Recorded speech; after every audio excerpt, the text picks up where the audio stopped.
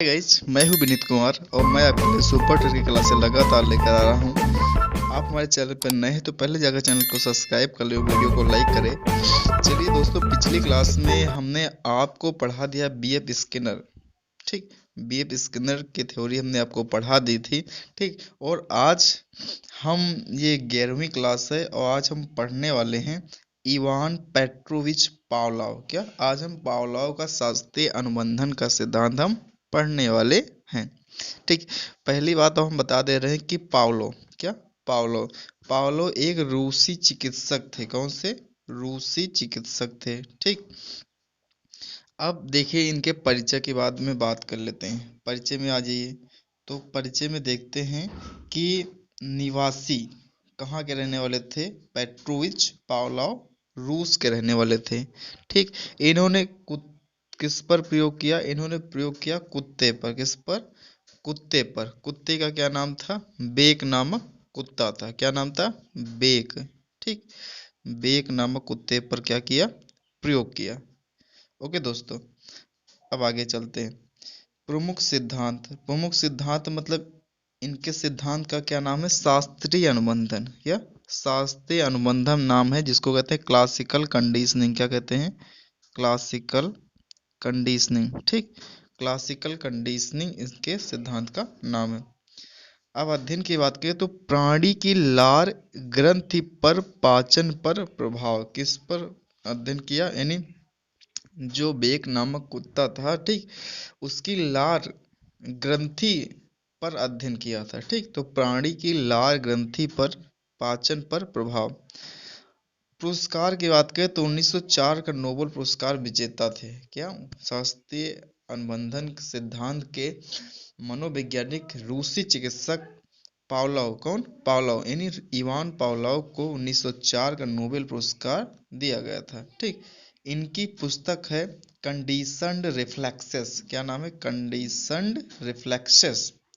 Okay दोस्तों, कि पुस्तक का नाम भी याद रख लेना क्योंकि पुस्तक का नाम ही पूछा जाता है। ठीक, तो कंडीशन्ड रिफ्लेक्सेस इनकी पुस्तक का नाम है। चलिए रिवाइज कर लेते हैं। इन्होंने कौन सा सिद्धांत दिया? पावलो की बात करते हैं तो पावलो कहाँ के रहने वाले थे? रूस के रहने वाले थे। किस पर प्रयोग किया? कुत्ते पर प्रयोग किया। इनके सिद्धांत का नाम है शास्त्रीय अनुबंधन, क्लासिकल कंडीशनिंग। ठीक, इन्होंने 1904 का नोबेल पुरस्कार जीता। 19 का नोबेल पुरस्कार जीता और इनकी पुस्तक का नाम कंडीशन्ड रिफ्लेक्सेस है। ओके दोस्तों, आगे चलते हैं। पावलोव के प्रयोग के कुत्ते को कुछ दिनों तक भूखा रखकर एक रस्सी से कसकर बांधा गया था। यानी क्या किया था?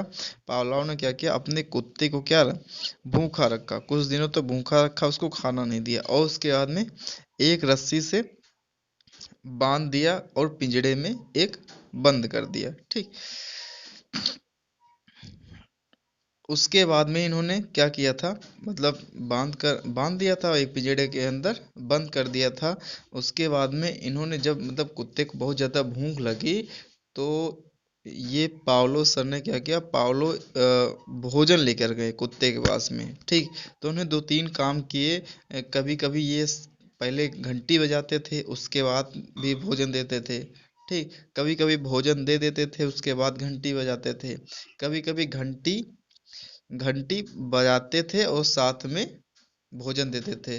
ठीक, तो कुत्ते को ये एहसास हो गया कि जब घंटी बजेगी तब खाना आएगा, इसलिए जब घंटी बजती थी तो कुत्ते कुत्ते के लार ग्रंथि से लार निकलती थी। अच्छा, इन्होंने एक काम और किया था। कुत्ते की जो लार ग्रंथि थी उसका ऑपरेशन कर दिया था। क्या?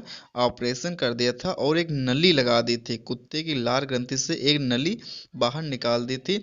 जितनी भी लाल ठीक, जितनी भी लार सॉरी लाल कह रहे हैं हम, लार कुत्ते की ग्रंथि से निकलती थी। ठीक, और वो क्या होती? एक कटोरा अलग से फिट कर दिया गया था, एक बर्तन टाइप में। ठीक, तो वहां पर इकट्ठा हो जाती थी। ठीक, तो ये इन्होंने एक काम किया था। यानी घंटी बजने पर भोजन आएगा ये कुत्ते को एहसास हो गया था और घंटी ये पहले बजाते थे, उसके बाद में भोजन देते थे। इसलिए जैसे ही पावलो सर घंटी बजाते थे, कुत्ता लार गिराना शुरू कर देता था। ठीक।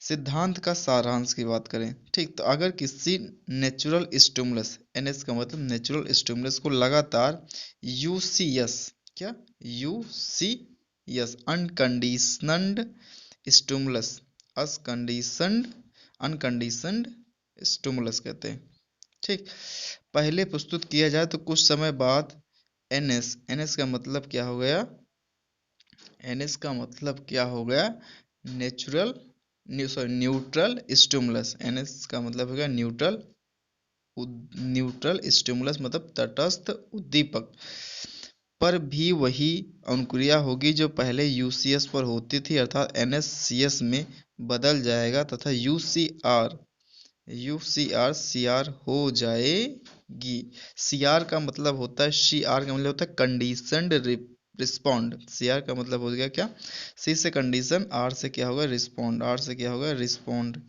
ठीक।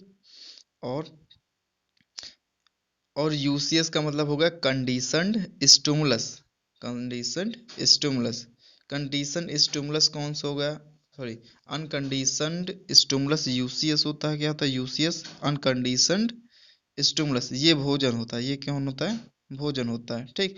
और कंडीशनड रिस्पॉन्ड ये होता है, ये वाला होता है सलाइवा या लार का आना, ये होता है, ठीक। ये पूरा हो गया आपका। अब आगे चलते हैं इसमें। प्रयोग के 4 चरण, प्रयोग के कितने चरण है, 4 चरण, ठीक, एक एक को देख लेते हैं। पहला, इस सिद्धांत को समझने के लिए हम उनके प्रयोग के 4 चरणों को समझेंगे। पहला है भोजन, भोजन क्या है, यूसीएस, ठीक।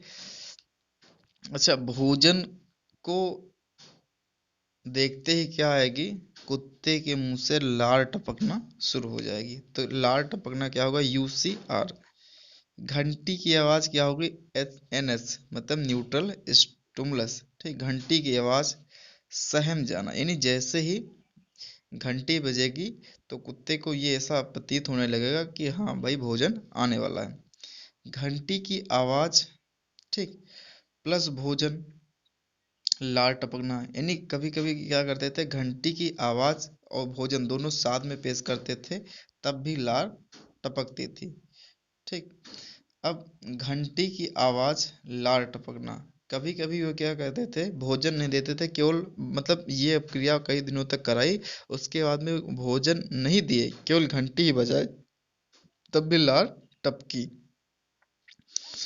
सिद्धांत के नाम, अब इनके सिद्धांत को किस किस नाम से जाना जाता है। पहला इनका सिद्धांत को नाम से जाना जाता है शास्त्रीय अनुबंधन का सिद्धांत, पहला क्या जाना जाता है, शास्त्रीय अनुबंधन का सिद्धांत। दूसरा नाम है अनुकूलित अनुक्रिया सिद्धांत, दूसरा क्या है, अनुकूलित अनुक्रिया सिद्धांत, ठीक। मेन आप इसको यही पहला वाला याद रखिए, शास्त्रीय अनुबंधन, जिसको क्लासिकल कंडीशनिंग कहते हैं। समृद्ध अनुक्रिया, ठीक। प्रतिवादी प्रतिक्रिया सिद्धांत, यस टाइप अनुबंधन, ये इंपॉर्टेंट है, यस टाइप अनुबंधन, ठीक, यस टाइप कंडीशनिंग इसको कहते हैं, ठीक। तो ये 5 नाम है पावलो के सिद्धांत के, ठीक। पहला है शास्त्रीय अनुबंधन, दूसरा है अनुकूलित अनुक्रिया सिद्धांत, तीसरा है संबद्ध अनुक्रिया, चौथा है प्रतिवादी प्रतिक्रिया सिद्धांत, पांचवा है यस टाइप अनुबंधन। अगला, सिद्धांत के प्रमुख शब्द, पहला होता है उद्दीपक सामान्यीकरण, क्या होता है, उद्दीपक सामान्यीकरण, ठीक। स्टिमुलस जनरलाइजेशन, क्या, स्टिमुलस जनरलाइजेशन, ठीक। उद्दीपक सामान्यीकरण कौन होगा, मतलब वह चीज जो कुत्ते को वो अभिक्रिया करने पर बाध्य करे, ठीक। तो वह चीज थी घंटी, क्या, घंटी के बजने पर ही कुत्ता लार गिराना शुरू कर देता था, इसलिए घंटी यानी बेल, बेल किसका काम कर रही, उद्दीपक का काम कर रही। उद्दीपक विभेदन, विभेदन का मतलब होता है क्या, कि विभेद कर पाना। अच्छा, अब घंटी भी कभी कई कई तरह के देखा होगा, कभी कभी मंदिर में घंटा बजता है, कभी तो साइकिल वाली भी घंटी होती है ना, तो और कभी कभी टन से होती है, और अलार्म वाली घंटी दूसरे टाइप में कुछ बजती है, ठीक। तो ये उद्दीपक विभेदन, मतलब कि कुत्ता यह विभेद करेगा कि हाँ ये भाई मेरी वाली घंटी है कि नहीं है, कि जो हमारे मालिक रोज बजाते थे वही वाली घंटी, कोई कहीं दूसरी तो नहीं कि साइकिल की घंटी बजाकर हमको लार गिराने पर मजबूर कर रहा है, ठीक। तो ये वाला उच्च श्रेणी अनुकूलन, क्या है? उच्च श्रेणी अनुकूलन, निम्न श्रेणी अनुकूलन, स्व पुनर्लाभ, क्या है? स्वतः पुनर्लाभ, ठीक। उसके बाद में है आदर्श अंतराल। आदर्श अंतराल मतलब एक निश्चित समय के बाद में उसी काम को दोहराना। ओके दोस्तों, आगे चलते हैं। आगे है, अब ये आपका कंप्लीट हो गया। ये आपका हम पढ़ा रहे थे पावलो के बारे में, तो पावलो वाला सिद्धांत खत्म हो गया, ठीक। अब इसके बाद में सिद्धांत आता है थॉर्नडाइक। किसका नाम है? बहुत ही इम्पोर्टेंट है, ठीक। बहुत ही इम्पोर्टेंट सिद्धांत होता है। इससे तो एक सवाल सीटेड में हो, चाहे यूपी टेट में हो, चाहे किसी भी टीचिंग एग्जाम में, एक क्वेश्चन तो आना है। तो एडवर्ड ली थॉर्नडाइक इनका पूरा नाम है, जिसको थॉर्नडाइक कहते हैं, ठीक। अच्छा, परिचय की बात करें तो कहाँ के रहने वाले थे ये? निवासी थे अमेरिका के। कहाँ के? अमेरिका के, ठीक। प्रयोग किस पर किया? बिल्ली पर प्रयोग किया। किस पर? बिल्ली पर प्रयोग किया। प्रमुख उपलब्धियों की बात करें, अचीवमेंट, ठीक। मेजर अचीवमेंट इनके क्या थे? शिक्षा मनोविज्ञान के जनक कहे जाते थे। कौन? थॉर्नडाइक। शिक्षा मनोविज्ञान के जनक कौन है? थॉर्नडाइक जी। इनके सिद्धांत का नाम है उद्दीपक अनुक्रिया सिद्धांत। क्या? उद्दीपक अनुक्रिया सिद्धांत इनके सिद्धांत का नाम है, ठीक। उद्दीपक अनुक्रिया सिद्धांत, ठीक। यानी इंग्लिश में कहेंगे क्या? स्टिमुलस रिस्पॉन्स थ्योरी, या और शॉर्ट में कहें तो S R theory. S R theory. अच्छा, हमने जो अभी पावलो वाली पढ़ी थी, पावलो थ्योरी का क्या नाम था? Yes type condition. क्या? एस टाइप कंडीशनिंग, ठीक। Yes type conditioning. और इनकी का नाम, इनकी का क्या नाम? Yes are. यस आर, ठीक।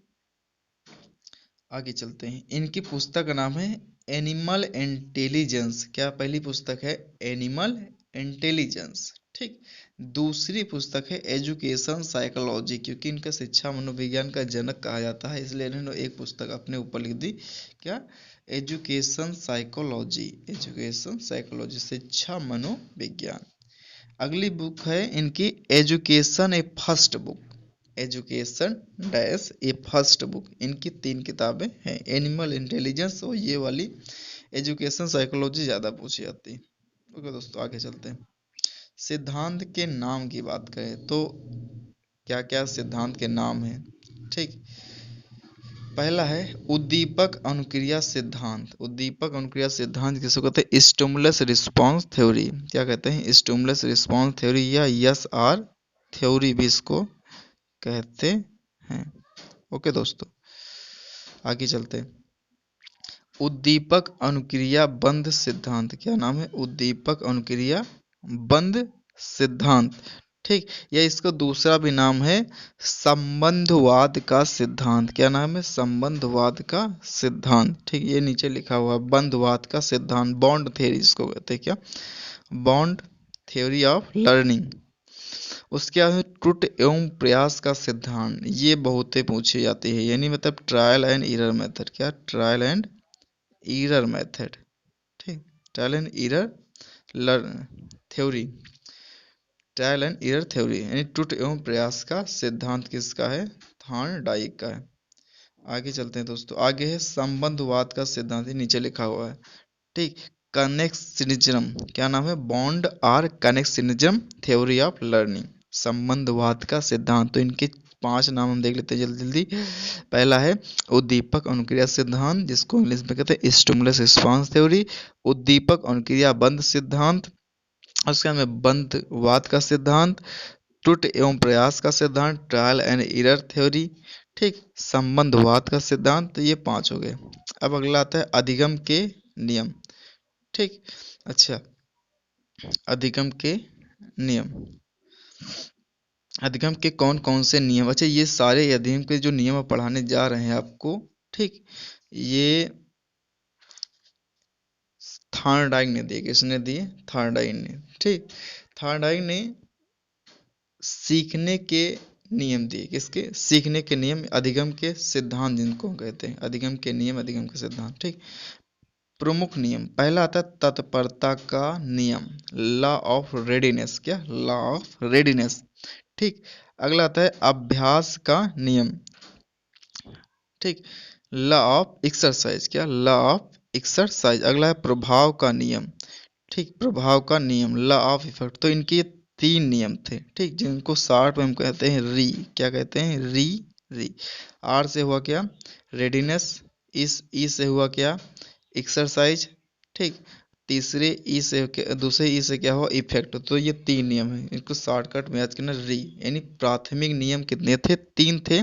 ये प्राथमिक नियम थे, कौन थे, प्राथमिक नियम थे। और नीचे वाले सभी इसको सेकेंडरी नियम कहते हैं, ठीक, द्वितीयक नियम जिसको कहते हैं, गौड़ नियम, ठीक, सेकेंडरी लॉ। तो ये 3 याद कर लें, तत्परता का नियम, अभ्यास का नियम, प्रभाव का नियम। अच्छा सबसे इंपॉर्टेंट कौन है, सबसे इंपॉर्टेंट है अभ्यास, क्या, अभ्यास, ठीक। तो दूसरा वाला ये अभ्यास का नियम बहुत ज़्यादा इंपॉर्टेंट है, यानी सबसे ज़्यादा प्रभाव किसका पड़ता है, अभ्यास का पड़ता है। ओके दोस्तों, आगे कौन से नियम है, आगे नियम है बहु अनुक्रिया का नियम, बहु अनुक्रिया का नियम, ठीक, law of multiple response, law of multiple response, ठीक। अगला है मानसिक दशा का नियम, मानसिक दशा का नियम मतलब law of set of attitude, क्या कहते हैं, law of set of attitude, ठीक। जैसे ये आपके हो गया मतलब आपके विचार, ठीक, आपके विश्वास कैसे हैं सीखने के प्रति, सीखने के प्रति आपके विचार और विश्वास कैसे हैं, ठीक, आपकी मानसिक दशा कैसी है, ठीक, आप कितनी जल्दी किसी चीज़ को सीख लेते हैं, कितनी देर में सीख लेते हैं, ठीक, ये आपकी मानसिक मेंटल एक्टिविटी पर, मेंटल एबिलिटी पर निर्भर करेगा। अगला है आंशिक क्रिया का नियम, law of partial activity, law of partial activity, इसमें करके समझा जाता है, यानी किसी काम को आप करेंगे तब बाद में समझ में आएगा कि हाँ ये काम ऐसे हो पाएगा कि नहीं हो पाएगा। सादृश्यता का नियम, सादृश्यता का नियम जिसको कहते हैं लॉ ऑफ एनालॉजी, क्या कहते हैं, लॉ ऑफ एनालॉजी, ठीक, पुराने ज्ञान को नए ज्ञान के साथ ऐड करना क्या कहलाता है, सादस्ता, कहते हैं एसिमिलेशन, क्या कहते हैं, law of analogy and assimilation, इसी को कहते हैं। सादस्ता का नेम इंग्लिश में क्या कहते हैं, लॉ ऑफ एनालॉजी, यानी पुराने ज्ञान को नए ज्ञान के साथ ऐड करना क्या कहलाता है, सादस्ता। साहचर्यात्मक स्थानांतरण का नियम, ठीक, साहचर्यात्मक स्थानांतरण का नियम जिसको कहते हैं लॉ ऑफ एसोसिएटिव शिफ्टिंग, क्या, लॉ ऑफ एसोसिएटिव शिफ्टिंग, साहचर्य, ठीक, साहचर्य हो गए। ओके दोस्तों, इंग्लिश में लिख दीजिएगा आप लोग, इसलिए इंग्लिश हम बोल दे रहे हैं, ठीक। अगला कुछ और मतलब ये आपके 5 सिद्धांत सेकेंडरी वाले याद कर लीजिएगा और 3 सिद्धांत प्राथमिक वाले याद कर लीजिएगा, ठीक, और जो शुरू के 3 नियम हैं, ठीक, वो ज़्यादा इंपॉर्टेंट है। कुछ अन्य सिद्धांत, थॉर्नडाइक ने बुद्धि के 3 प्रकार बताए हैं, ठीक, बुद्धि के कितने प्रकार बताए हैं, 3 प्रकार बताए। पहला होता है मूर्त, ठीक, मूर्त, मूर्त बुद्धि। तीसरा होता है अमूर्त बुद्धि, दूसरा होता है अमूर्त, तीसरा होता है सामाजिक बुद्धि। ये 3 प्रकार की बुद्धि किसने बताई, थॉर्नडाइक ने बताई। थॉर्नडाइक ने चिंतन एवं कल्पना शक्ति के आधार पर व्यक्तित्व के 3 प्रकार बताए हैं, ठीक, व्यक्तित्व के कितने प्रकार बताए हैं, 3 प्रकार बताए हैं, ठीक। पहला होता है सूक्ष्म विचारक, सूक्ष्म विचारक व्यक्तित्व, स्थूल विचारक व्यक्तित्व, प्रत्यक्ष विचारक व्यक्तित्व, ठीक। तो ये 3 प्रकार के व्यक्तित्व बताएं। तो आपकी क्लास अब यहीं पर आज ख़त्म होती है। आज हमने 2 सिद्धांत पढ़े हैं, 2 मनोवैज्ञानिकों के सिद्धांत। पहला एडवर्ड ली थॉर्नडाइक, उसके बाद में दूसरा हमने कभी स्टार्टिंग में कौन सा शुरू किया था, पाउलो वाला, ठीक। तो ये आप दोनों रिवाइज कर लीजिएगा और क्लास कैसे लगी कमेंट बॉक्स में जरूर बताएं। ओके दोस्तों, मिलते हैं।